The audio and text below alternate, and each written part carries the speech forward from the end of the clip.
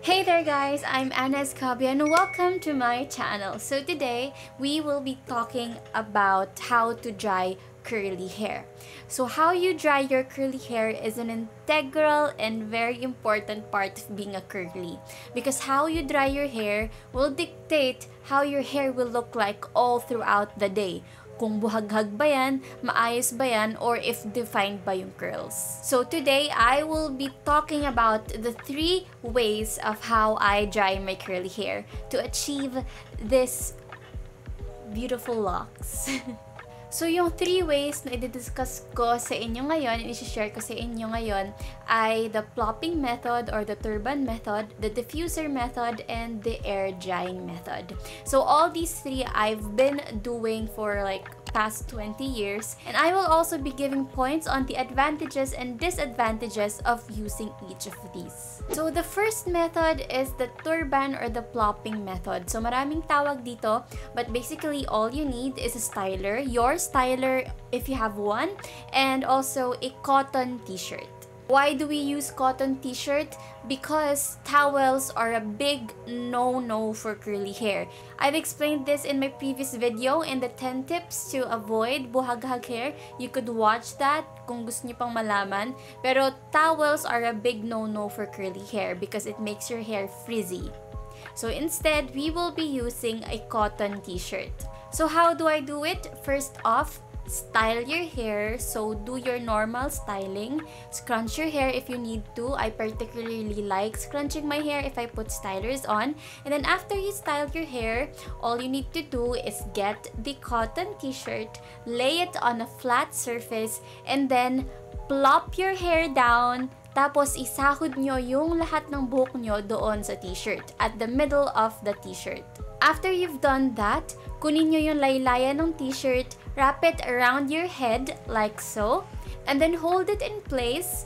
Get the upper portion of the t-shirt, ilagay nyo rin siya dun sa likod ng head nyo, and then get the sleeves and tie it in front like this. And you will get something like this. Now, go ahead and ayusin yung sides. Itupi nyo lang para hindi siya masyadong nakaumbok. So, it looks like a turban. That's why it's called a turban method. So, the advantages and disadvantages and para kanino ba itong drying method na ito?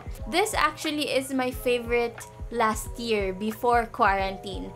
Kasi when you do the turban method, it sets your curls very well all throughout the day, especially if you use a good styler. The turban method also reduces frizz a lot from your hair, and at the same time, hindi siya hassle kasi all you need to do is iwan nyo lang yung t-shirt sa ulo nyo and then go about and fix yourself, makeup, ganyan, and bihis, and then it's all set.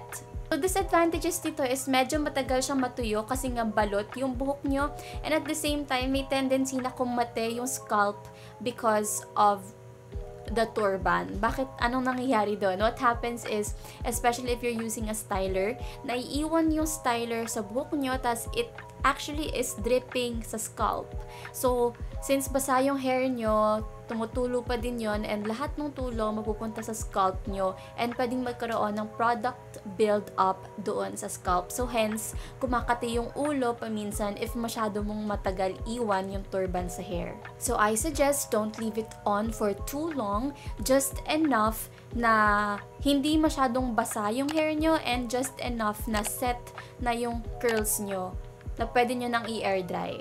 So the next drying method is the diffusing method or using the diffuser. So what you need dito is a cotton t-shirt, your styler, and also a blower na may diffuser. So what you do is you put your stylers on first, and then after you've styled your hair, go ahead and get the cotton t-shirt and scrunch your hair just so hindi siya dripping wet. And then after that, flip your hair like so, and then kunin nyo yung diffuser, and then section by section to ginagawa. So go ahead and get the diffuser, tapos ilagay nyo yung first section ng hair nyo, and then put it up to your scalp and then press the on button. So I suggest wag nyong isagad yung temperature sa blower nyo. I suggest just go for the low or the medium setting.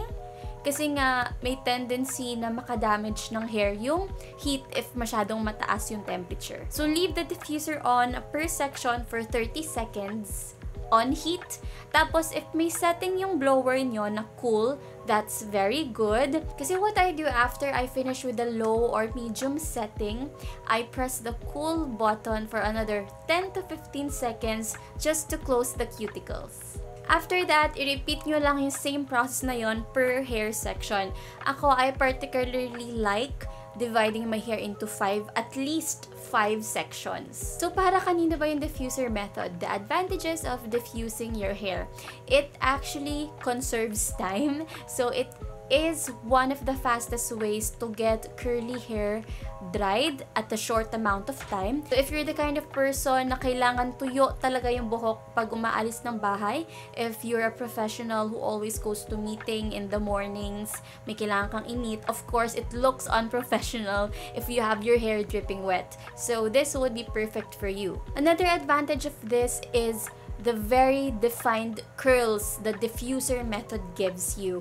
So I've noticed that diffusing your hair gives you the most definition when it comes to curls. And at the same time, it is also the method that would give you the most hair volume. And among all the processes or the methods, the diffusing method, siya yung may pinakamatagal na hold. So, it sets your hair all throughout the day talaga. If you're someone who doesn't like too much volume on your hair or too much curl definition or twists and turns in your hair, this probably won't be for you. So for example, ako, I prefer not using the diffuser method anymore because I have very thick hair. So pag pinataas pa yung volume nito, super laki na ng hair ko and super kapal na ng magiging itsura ng hair ko. And I also particularly like the type 2 curls in my hair. I like the variety ng type 3 and type 2. Kasi if I diffuse the hair, mas maraming magko-curl as in type 3 curls yung mangyayari. So, the missed points or disadvantages of using the diffusing method is first, it takes too much time to prepare. It takes too much effort to prepare your hair. Kasi imagine nyo, ang tagal nyo nasa CR or nasa bedroom just blow drying your hair. Another disadvantage is the climate in the Philippines. So, mainit sa Pilipinas, tapos if nag-diffuse ka pa ng hair, ang may tendency yung hair natin na maging frizzier if you use the blower.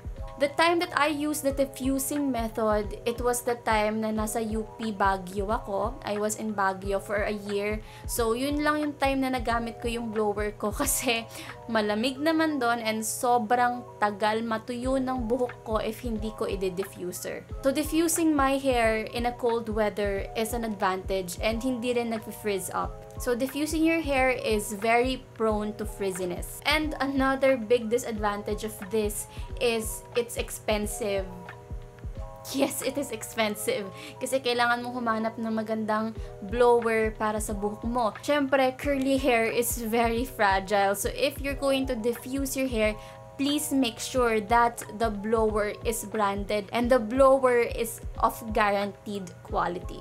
Another bonus information, the diffusing method works best with mousse. So if you're someone who also likes using mousse, diffusing method might be something you need to try. They work very well together. And the last process, my current favorite, is the air drying method. So, yung air drying method, very simple from the word itself, air drying. So, all you need is your styler and the air around you. So, ang kailangan nyo lang gawin is put your stylers on and then with a cotton t-shirt, again, cotton t-shirt is a curly's best friend when scrunching your hair. And then with a cotton t-shirt, scrunch your hair out of any excess water and that's it. All you need to do is make sure that you hold your hair in a secure place, meaning hindi siya masyadong nagagalaw. So, pwedeng sa likod ng likod nyo or pwede ring hatiin nyo sa dalawa. So, what I like to do is a mixture of that. Paminsan nandito sa gilid, paminsan nasa likod. So, basta ang importante, hindi siya nagagalaw while it's air drying. So, the advantages of using the air drying method, first, it is the most natural looking. So, if gusto mo talagang ilabas yung kung ano yung itsura ng buhok mo at its most natural state, air drying method is the way to go for you. Second, it's very, very easy and hassle-free. So, para kanino ba yung air drying method? This is great if you're someone who just stays indoor. If you're someone na pagkaligo nyo, hindi nyo kailangan lumabas ng bahay. Disadvantages of this is it is the method that takes the longest to dry. And sometimes your hair will not hold well, especially if hindi siya natuyo ng maayos. My mic. Sorry for that. So air drying method is perfect if you're like someone like me who just works at home, who just runs a business at home, and if you're still stuck at your house because of the quarantine and the pandemic. Those are the 3 methods that you could experiment on, that you could try sa pagtuyo ng buhok nyo. So go ahead and try each one of these or 2 of these and see what works for you. Again, every curly hair is different, so all I could do is give you my experience and give you my learnings and my knowledge. Pero at the end of the day, it would still depend on your own hair kung paano magre-respond yan. So I'd love to know what you do for your hair when you dry them. Comment them down below. And if you have any tips for the other curlies as well, go ahead and write them down below. You never know who you could actually help with just a single comment.